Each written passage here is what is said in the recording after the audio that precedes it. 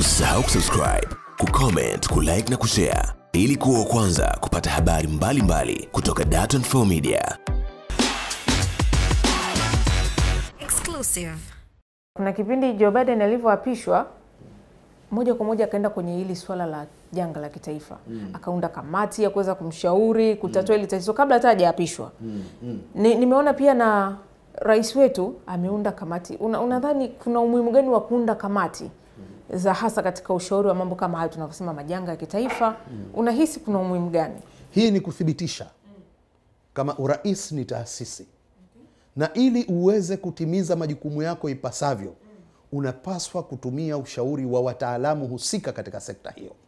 Joe Biden alipotangazwa kuwa rais, kabla ya kuapishwa, aliunda kamati ambayo itamshauri juu ya suala la kupambana na COVID, kwa sababu wakati ule COVID kwao ilikuwa ni issue ambayo iliingia mpaka kwenye kampeni.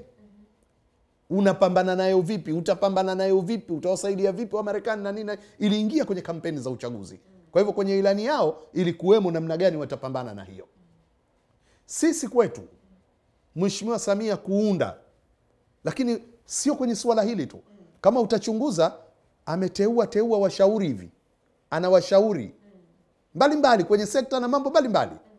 Ukiachilia mbali wale waliomo kwenye wizara, mawaziri ambao na wenyewe kiutaratibu wanaweza kushauriana na rais juu ya uendeshaji wa wizara zao, lakini anao washauri personally kama rais wa kumshauri kwenye mambo mbalimbali.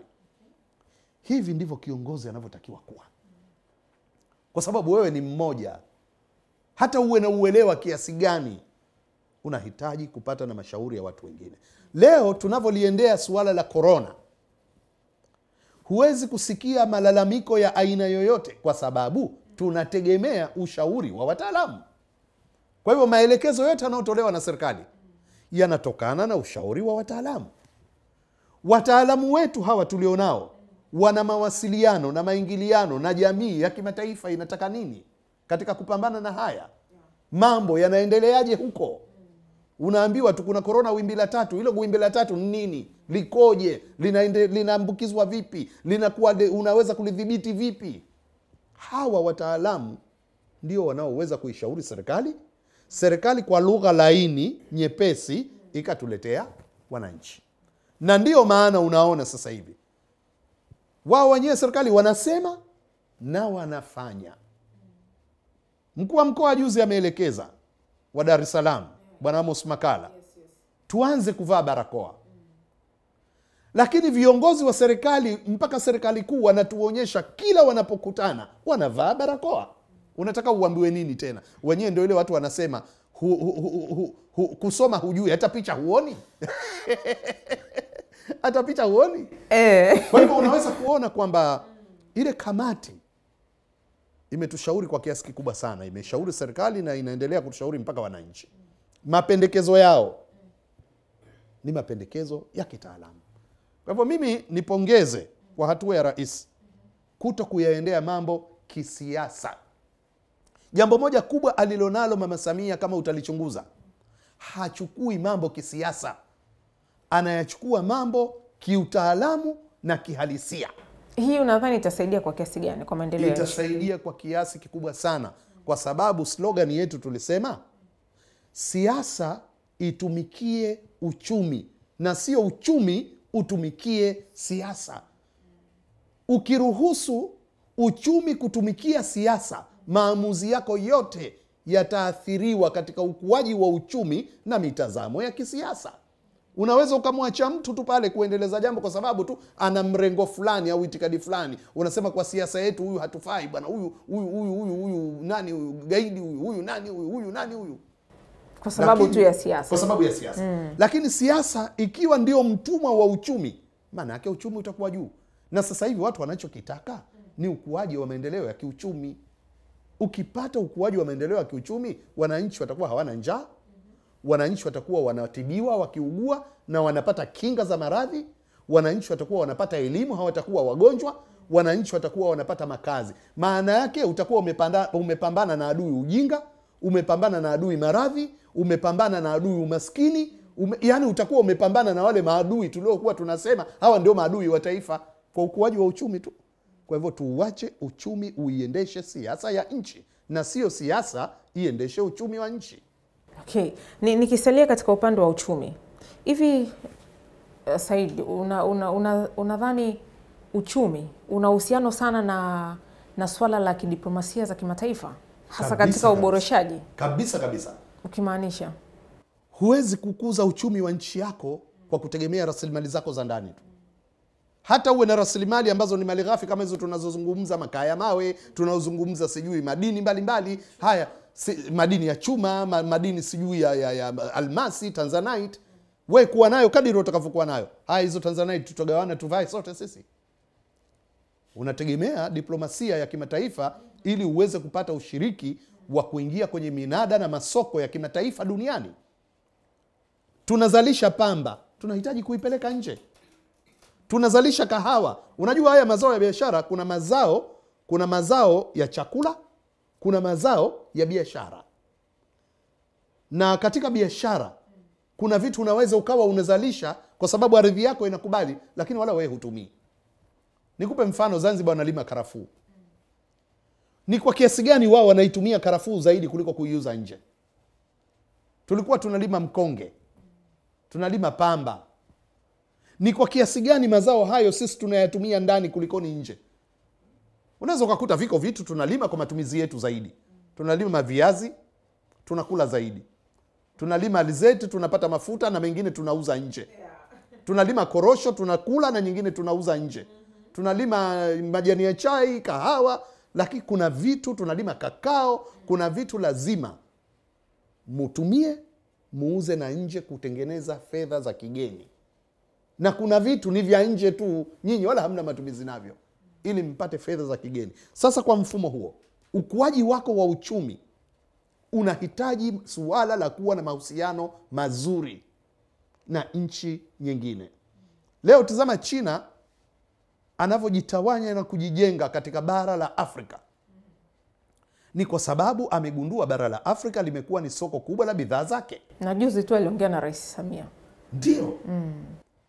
Wachina wamepata ajira kwa mamilioni katika bara la Afrika. Bidhaa zinazoletwa katika Afrika zinaingizia China billions of money kila mwaka. Tunahitaji na sisi Tanzania kuwa na uhakika wa soko la bidhaa zetu ili lituingizie fedha. Bila mahusiano mazuri, juzi tulikuwa na mgogoro mdogo na Kenya hapa wa suala la mahindi tu, kwamba yana sumukuvu inayoweza kuleta madhara kwa wanadamu. Wananchi walikuwa wanakufa njaa kule, wakulima wale na wafanya biashara. Muuza mahindi, dalali ameshanunua mzigo kwa ghalani, ameshopakia kwenye gari, ameshaulipia, Kenya anaambia hauingii. Lakini diplomasia, ziara ya siku moja tu ya Mama Samia alipokanyaga Kenya, imefungua milango. Kila mwananchi leo husikii habari ya sumukuvu, na kila mtu alianza kusifia diplomasia kwa majirani, kanda na dunia, kwa sababu sisi hatuwezi kujitosheleza kwa kila kitu. Tunahitaji kupata misaada, tunahitaji kupata mikopo, tunahitaji kupata bidhaa, na tunahitaji kupata masoko kwa bidhaa zetu ama malighafi zetu. Tunahitaji teknolojia. Duniani teknolojia iko ambayo sisi hatuna. Tunahitaji wataalamu. Tuna vitu vingi tunavyohitaji kama taifa.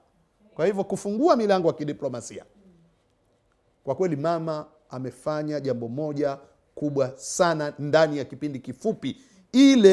Ile muamko wa kidiplomasia, mahusiano na Tanzania ghafla umekuwa. Ghafla. Nimemwona jana siku juzi anazungumza kwamba kuna vyombo vikubwa vya habari duniani vitakuja nchini kutengeneza program maalum ya kuitangaza Tanzania. Kwanza kutangaza Tanzania juu ya uwepo wa rais mwanamke na namna anavyofanya kazi na Watanzania kwa jumla na Tanzania yenyewe kwa jumla. Unadhani itasaidia kwa kiasi gani? Kwa kiasi kikubwa sana. Itarahisisha kufungua milango ya wawekezaji, milango ya mahusiano, milango ya watalii, milango ya kila kitu itafunguka. Yaani kama tungepaswa Tanzania kulipia hiyo tour na gharama za hayo matangazo, pengine tungeshindwa. Lakini fursa ya kipekee. Na mama alivyo mjanja, ameamua kwamba ndio ile ninakwambia, kuwepo fursa ni jambo moja na kuitumia jambo la pili. Ameanza kutuzindua sisi wa Tanzania kwa ujumla, tusije tukaona watu labda wameelekeza makamera yao kwa rais tu, kwamba hata humo mitaani wapewe ushirikiano kwenye sekta zote za nchi. Kwa hivyo ni milango manake imefunguka katika muda mfupi. Haikufunguka hivi hivi tu, maana imefunguliwa. Safi kabisa. Tunaendelea kujadili kuhusiana na siku 100 za Rais Samia tangu kuapishwa kwake kuwa rais wa Jamhuri ya Muungano wa Tanzania. Tumeona katika hii siku 100 kuna teuzi mbalimbali sana zimefanyika. Hata juzi tu hivi tumeshuhudia teuzi za mkeka wa wakuu wa wilaya.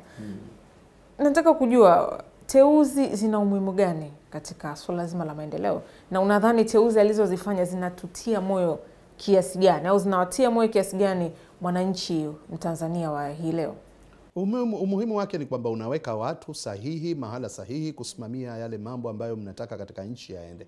Kwa hivyo bila shaka rais anapata confidence ya kuweka watu ambao wanawaamini kwamba wana uwezo huo. Na nikwambie tu katika teuza zilizofanya pia tumeshuhudia kwamba ameteua mabalozi takriban nafikiri 23 hivi, ameteua maafisa wa ubalozi, ambapo zamani inalalamikiwa kama katika baadhi ya balozi zetu nchini ilikuwa kuna upungufu wa maafisa wa ubalozi.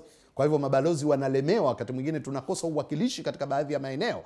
Kwa hivyo ni jambo la msingi sana. Lakini hata hizi teuzi za wakuu wa wilaya, wakuu wa mikoa, watu mbalimbali katika nchi, ni yote katika kutafuta kuijenga safu imara ambayo itaweza kukabili changamoto wanazozipata wananchi na kuzipatia ufumbuzi. Na ndio maana aliwaambia nendeni huko mkatafute ufumbuzi wa changamoto wanazozipata wananchi. Kwa hivyo hii yani lengo na dhamira yake kubwa ni kutengeneza ile tunaita daraja baina ya wananchi wa kawaida na serikali kuu, kwamba hawa ndio watakaokuwa wawakilishi wa serikali huko chini. Kwa hivyo ndio maana hawapelekwi kule kama miungu watu, wanapelekwa kule kama wao wenyewe ni sehemu ya jamii ile kwa wakati ule ambao wao wako kule. Kwa hivyo nadhani ni suala la msingi sana wakati mwingine rais anapokuwa na mamlaka ya kufanya teuzi kukamilisha teuzi zake, kwa sababu katiba kama imeona hivyo, sheria imeona hivyo, anastahiki awepo mtu mwenye dhamana fulani pahala fulani. Kuto kumweka mtu huyo, ikitokea kitu fulani kikaharibika, responsibility inarudi kwako. Muweke akaharibu yeye, tumkamate, tumlaumu. Kwa hivyo hata usimamizi, kwa mfano wakurugenzi wa halmashauri, sasa hivi halmashauri zinapelekwa pesa nyingi. Juzi zimepelekwa pesa hizo za ujenzi wa mabarabara TARURA, zinapelekwa pesa hizo sijui za ujenzi wa mashule na nini, mahospitali hayo. Kuna pesa chungu mzima zinapelekwa kule. Wako wabunge sawa, watasaidia kusimamia, wako madiwani na kamati zao za maendeleo. Na sasa hivi wamebadili mfumo. Ushauri unatoka kwa wenyewe wananchi, vipaumbele wanavyo wao. Sio kama wana dictate tu watu tutakuja hapo tuje tufanye hivi. Ni kitu kizuri sana. Lakini uwe na wasimamizi wazuri wa kusimamia fedha za umma zinazokwenda kule. Kuna msemo alishawahi kusema Rais Samia kwamba anapenda kutumia sehemu sahihi, nitamweka mtu sahihi bila kuangalia chama chochote kile, as long as anafaa kwenye hiyo sehemu ambayo nataka kumweka. Unadhani hii ina faida kubwa? Anarudisha umoja wa kitaifa. Umoja wa kitaifa una umuhimu gani? Kwa maana ya kwamba unajua, mimi kama ni Mtanzania, kwanza natazamwa kwa utanzania wangu na sitazamwi kwa itikadi yangu. Ni jambo zuri sana, na nimefurahia mimi kuona kwamba amelitamka bayana jambo hilo. Na hii inajenga fursa kwa watu sasa kwamba watathaminiwa kwa walichonacho kwenye vichwa vyao. Elimu yako, uzoefu wako, uwezo wako, jitihada yako, imani yako, uadilifu na uaminifu wako ndiyo vitakavyokuweka mbele. Na alisema atawahukumu watu kwa matendo yao. Kwa hivyo anatembea juu ya maneno yake. Sawa. Kuna wakati ulikuwa unazungumzia, nilipokuuliza swala la uteuzi, ukaniambia anafanya ujenzi wa safu imara. Nataka turudi hapo kwenye ujenzi wa safu imara. Tumeona Rais Samia amekuwa na ile hali kama ya kukutana na makundi maalum. Tumeshazoea marais wengi pia wanakutana nao, hata awamu zilizopita walikuwa wanapenda sana kukutana hasa na wazee, lakini tunaona Rais Samia kukutana na vijana, wanawake, wazee, viongozi wa kidini, naweza nikasema makundi maalum. Unadhani katika ujenzi wa safu imara kuna umuhimu gani hasa wa kukutana makundi maalum, au unadhani tunapata faida gani kama ambavyo Rais Samia yeye amefanya kukutana na hayo makundi? Haya makundi ndiyo yanayobeba ajenda ya maendeleo katika taifa, kila moja kwa namna yake, na kwa kweli ni mengi mno, lakini yako yale makubwa. Kwa mfano, unapokutana na vijana, vijana ndio nguvu kazi ya taifa. Vijana ikiwa ni kuharibu, ndio wanaoweza kutumika katika kuharibu maendeleo. Vijana ndio wanaoweza kufanya ujambazi. Vijana ndio wanaoweza kutekeleza hiyo kilimo. Vijana ndio wanaoweza kutekeleza hiyo miradi mbalimbali ya maendeleo. Kwa hivyo hili kundi linatakiwa liwe ni kundi ambalo linaelewa ajenda ya taifa katika maendeleo ni nini, ili na lenyewe liimbe na kucheza katika wimbo huo. Lazima utafute support ya hawa vijana, na huwezi kupata support yao mpaka ujue changamoto zao na uzipatie ufumbuzi changamoto zao. Vijana kama vijana wana changamoto zao ambazo hazihusu wazee. Vijana kama vijana wana changamoto zao ambazo hazihusu kina mama kama kundi. Hali kadhalika hivyo hivyo kina mama wana changamoto zao, viongozi wa dini wana changamoto zao, wazee wana changamoto zao. Utakuja uko mbele utakuta kuna makundi maslahi mengi. Kuna kundi la wakulima, na ndio maana kuna siku ya 8/8 inayohusu wakulima. Kuna kundi la wafanyabiashara, ndio maana utakuta kuna Sabasaba, kuna maonyesho ya kibiashara. Utakuta kuna kundi la wafugaji. Kuna makundi mengi, achilia mbali makundi ya wanasiasa na wengine na wengine. Kwa hivyo kimsingi kuna makundi tunayaita makundi mkakati, makundi maslahi, makundi yanayoweza kusimamia ajenda ya maendeleo katika nchi. Unayatumiaje? Sasa mama na serikali yake wamekuja na mkakati wa kuhakikisha wanakwenda pamoja na haya makundi katika kujenga umoja wa taifa, kuleta amani ya taifa, kuleta mshikamano katika taifa, kuondoa yale mambo ambayo yanaonekana yanaweza yakatufarakanisha. Kwa hivyo wanataka kuyaunganisha kuwa kitu kimoja kama Watanzania. Wanataka kuwaunganisha wote hawa katika masuala muhimu ya ujenzi wa taifa. Kwa hivyo niseme ni jambo moja kubwa sana. Ni jambo moja kubwa sana kuamua kurudi kutambua umuhimu wa uwepo wa makundi haya na kuja na mkakati wa namna gani unakwenda nayo katika ujenzi wa maendeleo ya taifa. Unadhani tumefaulu kwa kiasi gani kwenye hilo?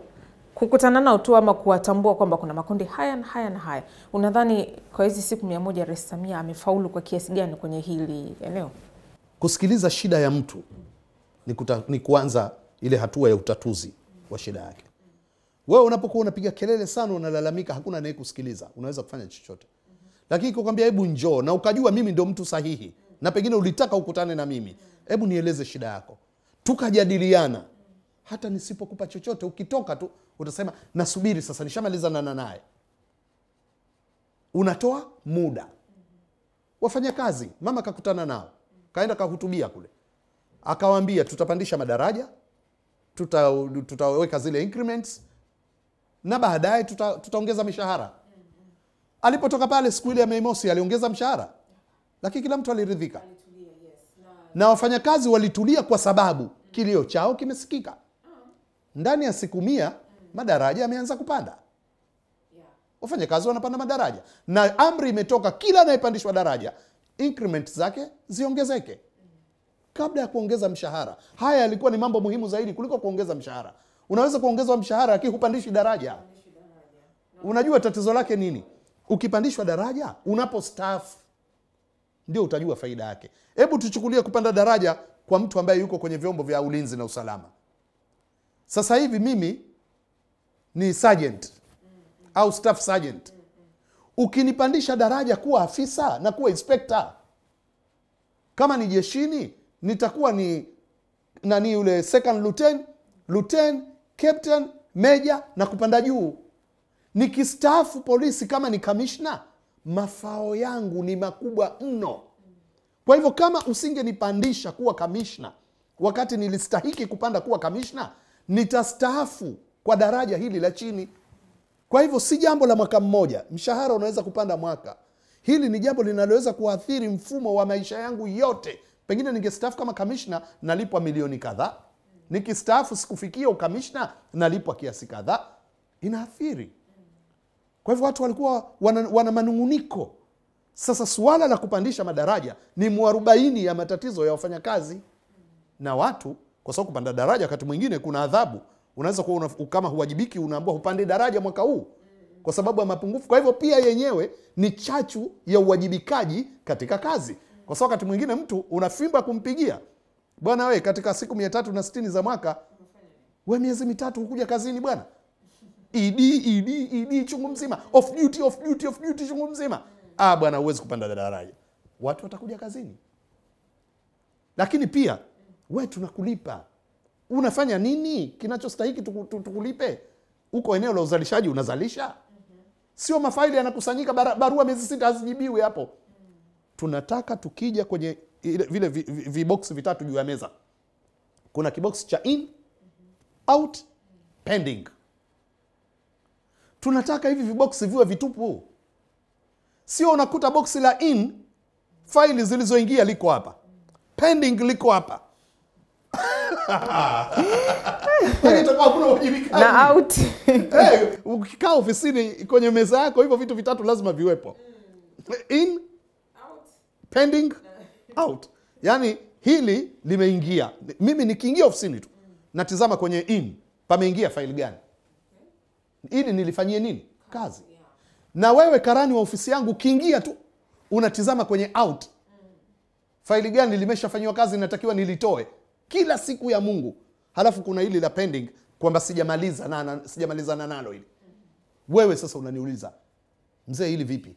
Nakwambia hapa nataka nimpate fulani au nataka nipate kitu fulani ndio nimalizane na hili. Lakini kila siku nikiingia kwanza pameingia nini, na wewe karani wangu unatakiwa ujue faili gani inatakiwa itoke, iende ofisi gani, iko tayari. Na ukiona kila ukija in zinaongezeka, pending zimejaa, unaniambia mkuu vipi? Huko out hakuna kitu. Sawa. Ni mengi sana tumeongea kuhusiana na siku 100 za Rais Samia. Said Miraji, tuseme umepewa sasa mtihani wa kusaisha siku 100 za Rais Samia Suluhu Hassan. Ungetoa ngapi kwa ngapi? Kwanza mimi binafsi, yeye peke yake kama yeye, ningesema ni kiongozi bora. Sio bora kiongozi, ni kiongozi bora. Ni kiongozi anayeonekana amebeba maono.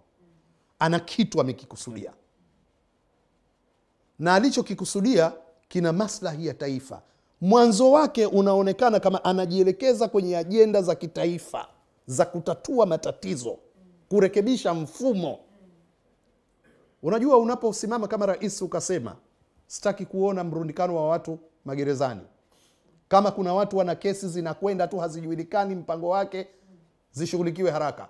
Na kesi zinafutwa. Amerudisha uhuru wa mihimili mikuu ya dola.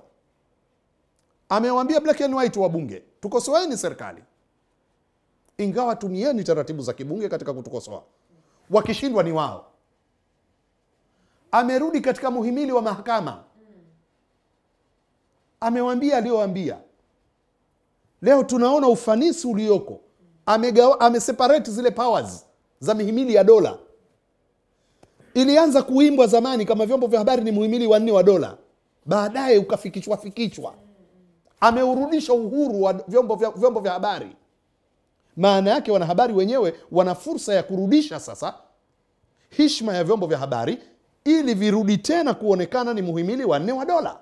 Yeye ameshanawa mikono. Aliona kuna mibano kwenye biashara, ameondoa. Yaani kila palipoonekana kama labda kuna sababu ya kuto kupiga hatua kutokana na usimamizi wa serikali, yeye amefungua kufuli zote. Sasa huyu lazima useme ni kiongozi bora. Na mimi nakwambia kitu. Take it from me today. Huko tunakokwenda, mama atakapokwenda na mwendo huu, tuzo ya Mo Ibrahim inamhusu. Na atapata tuzo nyingi. Kama atakwenda na mwendo huu. Ni ujasiri wa hali ya juu, ni ujasiri wa hali ya juu, na anafanya mambo yake very diplomatically. Haleti mgogoro. Hawezi kukwambia wewe usifanye hivyo, lakini anakuambia ungefanya hivi ingekuwa vizuri zaidi. Maana yake amekwambia usifanye hivyo, very diplomatically. Kwa hivyo mimi niseme tu, tumshukuru Mungu ametupa rais tena mwanamke mama, na unaona sote tukimwedress sasa hivi, hata watu hawamwedress rais bwana, wanamwedress mama, kwa sababu amezivaa shida za watu wake. Na hiyo ndio jukumu moja la mama, kuvaa shida za watoto wake bwana. Mama siku zote anavaa shida za watoto wake. Mama amezivaa shida za watoto wake. Kwa hivyo kwa kiasi kikubwa sana tushindwe sisi. Okay. Sawa. Kwenye swala zima la umezungumzia kuhusiana na tuzo. Tuchukulie akipata tuzo, itakuwa ni faida kwa kiasi gani kwa upande wa Tanzania? Kwa Tanzania. Kimaendeleo dunia. Kubwa kwa ukanda wa Afrika Mashariki. Tumekuwa tukionekana nchi za Kiafrika kama viongozi wetu mara nyingi madikteta. Viongozi wetu hawapendi maendeleo, viongozi wetu wizi, viongozi wetu mafisadi, viongozi wetu wala rushwa.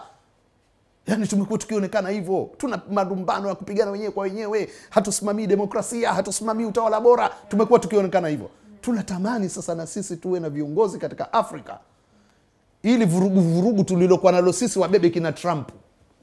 Mimi nilifurahi sana kuona na Wamarekani wamepata mtu kama Trump. Tupungue tukanwa. Kwa hivyo wanatunawisha uso viongozi wetu. Wanatunawisha uso. Na tuzo ikija sio ya kwake, itakuwa ni ya taifa, ni ya nchi. Na haiji tuzo bila kuwa na sisi tumeshiriki. Utulivu uliopo, amani iliyopo, chachu na heshima na hadhi na ile hamu ya kutaka maendeleo kulikopo, maendeleo yakipatikana, basi yeye kama mshika bendera tutamwambia tuvaa nishani kwa niaba yetu.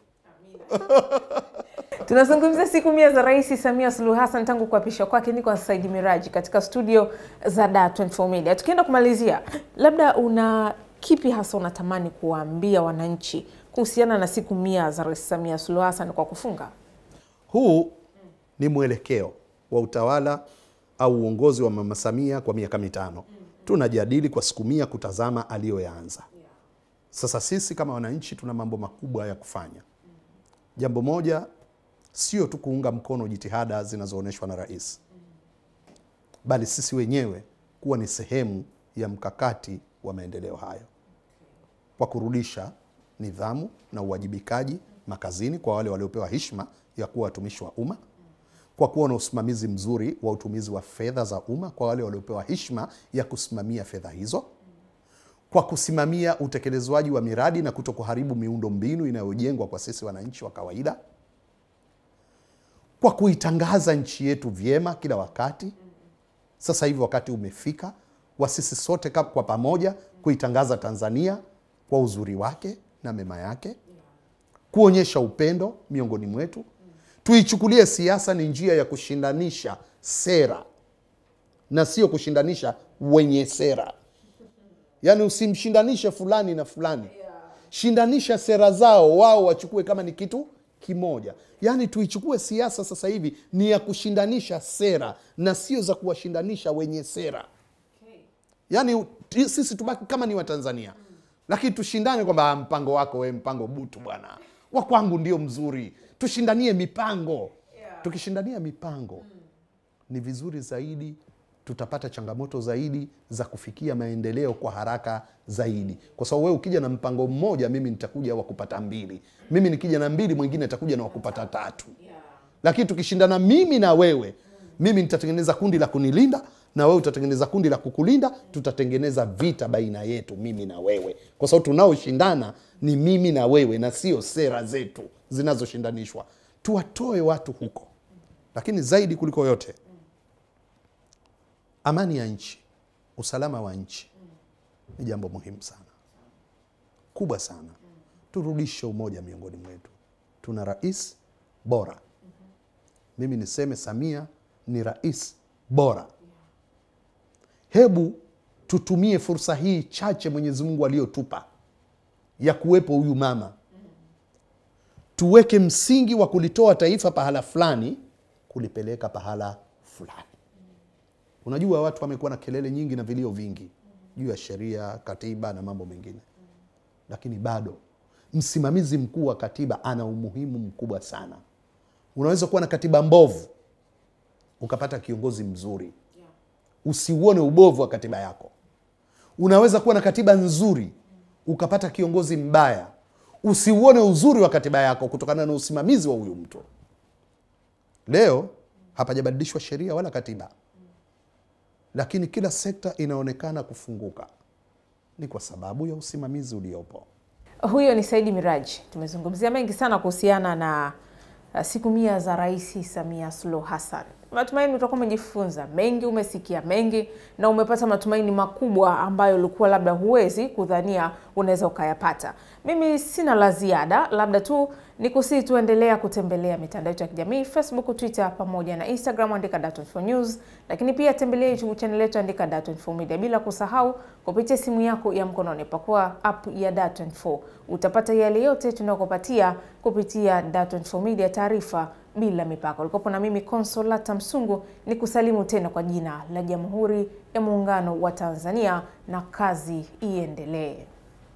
Usisahau kusubscribe, kucomment, kulike na kushare ili kuwa wa kwanza kupata habari mbalimbali kutoka Dar24 Media.